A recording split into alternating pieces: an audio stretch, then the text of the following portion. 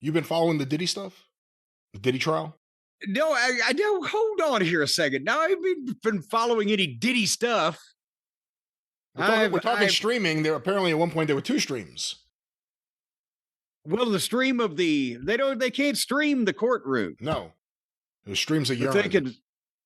Oh, yeah. See, now there's got to be some standard here that we can't stoop this low. The current witness was his girlfriend until he got arrested. And according to her testimony now, and it's been really depraved and sad, he was doing to her everything, if not more, than he was doing to Cassidy, who already testified about, or Cassie, not Cassidy, Cassie, whatever her name is. She already testified about all these freak-offs and hotel nights and baby oil and unprotected sex with male prostitutes because she thought she had to, like, all these things. This other woman did all that stuff too. And then she reads the Cassidy lawsuit. She's like, motherfucker, like everything she's doing, he was doing with her. And she didn't know that. And she thought she was special. She thought she was the one that got picked for all this stuff. No, I mean, I know it sounds crazy, but I think he thought she was. They thought they were doing this thing for him. They thought they were doing this thing for him because they loved him. You said that. She thought she was special. She was the only. I'm sure Vince, convinced a few people when he pooped on their head. You're the only one special enough for me to poop on your head. What is Vince going to do? We keep hearing all these rumors. He's got his team in place. They've got all this money. They've got investors who would want to put up more money. They just don't have any property. They have nothing that is a commodity right now. They just have an idea. Whenever he reemerges, people aren't going to be yelling out, head shitter! You shit on heads! Everywhere he goes? Well, here's the thing. In all honesty, if he stays away from, as they say it in big business, the wrestling space, he's probably not going to have any fucking issue. I mean, there's always going to be people on Twitter or, the one wiseacre in every crowd or whatever, but it's only the wrestling fans that would really.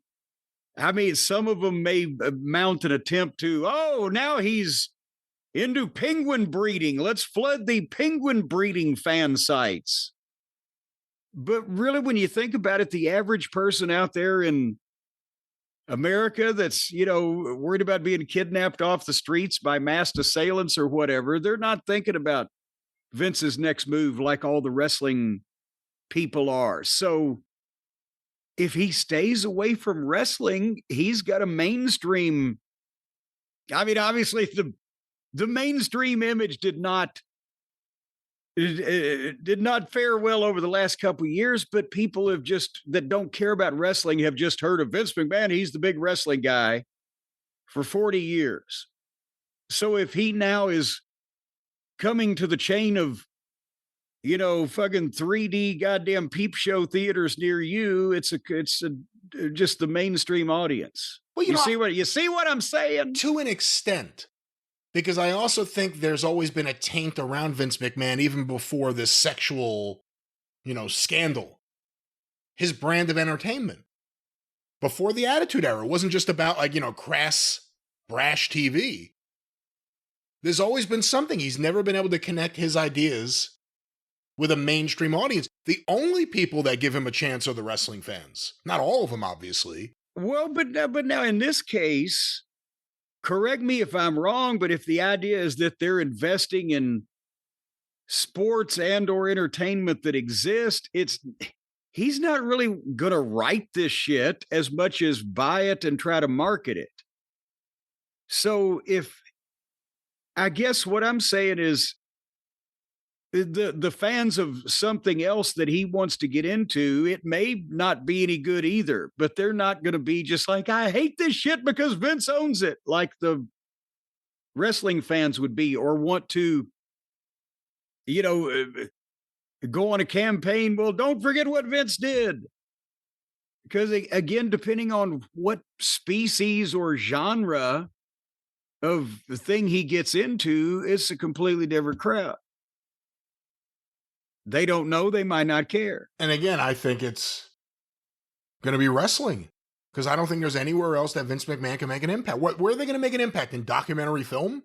if you've got $2 billion, you can make a fucking impact. You can get in the door. Hey, listen, it wasn't billions, but he's blown millions and millions on shit that anyone could have told him was a bad idea, and he just thought it'll work and people will come, so we tell them to.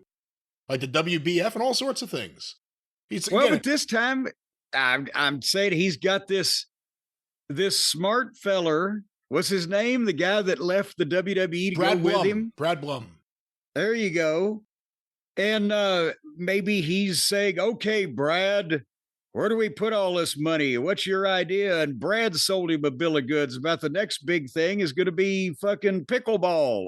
Who knows? But I can't still see how it could possibly be wrestling, because I think that may be the one thing that Vince would know right off the bat that he would look inferior at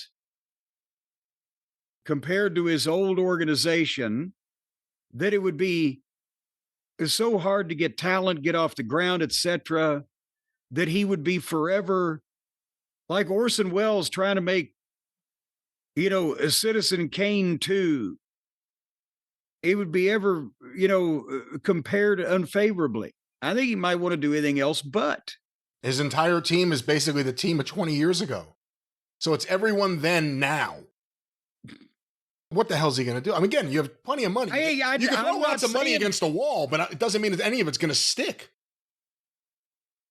But some of it might bounce back so you can pitch it again. Well, I don't know if we have to worry about any of Vince's money bouncing just yet. We'll see what Janelle finds out. I'm just saying to you that, and I'm not saying it's going to be any good either. I'm just saying that if Vince gets an idea to do something else, he's going to do it. And he's got all the money he needs to do it. But I don't see how it's going to be professional wrestling in any form that we see it or know it today. That's all I'm saying. Real American wrestling, or real American, what was it? Real American freestyle wrestling. That rolls off the tongue.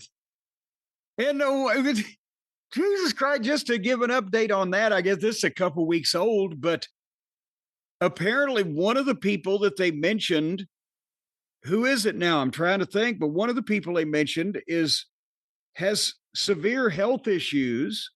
Oh. And another one was arrested, but the poor guy, the headline was so-and-so arrested as part of prostitution ring. He wasn't part of the prostitution ring. He was arrested for trying to pay for a blowjob. So it sounds like the real American, well, but still, I mean, that's I would sue if I were that guy, I'd sue the news outlet for slander because he wasn't involved in the goddamn criminal enterprise of the thing. It was a simple fucking transaction, illegal, whether it may be. He wasn't involved with the ring. He was only involved with the head of the ring.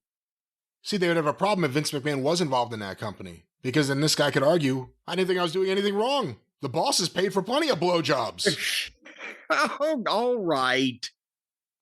Your fascination with watching Vince crumble. No, I'm fascinated with the fascination of it. I'm fascinated with the realities of it. And again, very rarely in life do you see like just some guy with billions of dollars whose creative vision hit a wall, but there was still a machine behind it that was able to drive it. Not that everything's wonderful right at this very second. It's hard to sit through all these shows. There's a lot of show. But it definitely points out how inadequate that period of time was. I think I just read an interview with Bret Hart where he said that, you talk to the talent now. Yeah. Vince would rip up the script in the middle of the show and say we're doing something different. Now there's like a tranquility. And, not in a bad way. Not like, everyone's just sitting there lazy, but nobody's walking on eggshells. It's like, oh my God, we're not all shitting ourselves every moment. Yeah. And you're not getting put into just embarrassing situations for no reason, because it never helps the character development, really.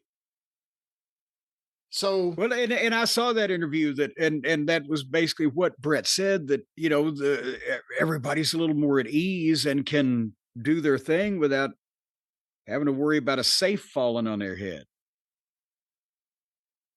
Well, we will stay on top of the Diddy and Vince McMahon news in the future. And oh, you just like to get Diddy into things. You've gone Diddy mad. No Diddy.